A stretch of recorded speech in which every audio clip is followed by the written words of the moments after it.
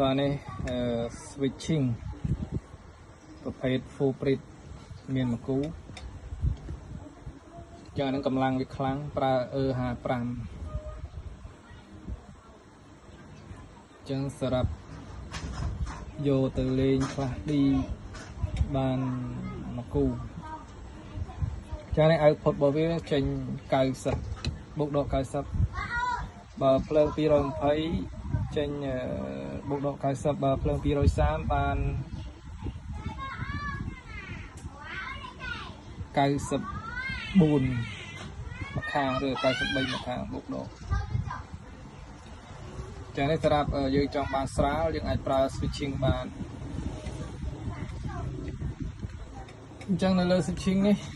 យើងអាចប្រើដង្ហាលជាមួយនឹងនេះ step down DC step down នឹងបានដង្ហាល3និង78ផ្នែក78 12ហ្នឹងយើងអាចលេងបានដង្ហាលមួយនឹងយកទៅចិញ្ចឹមជាមួយនឹងប្រេភ្លើងញាក់អីបាទអញ្ចឹងមានមកគូ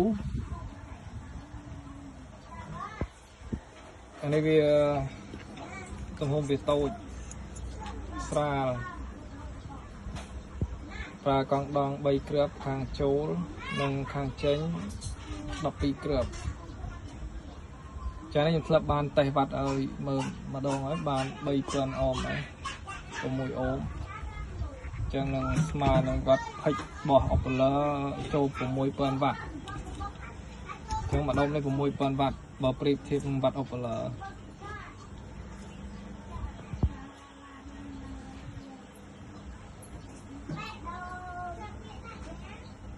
អូខេបាយបាយ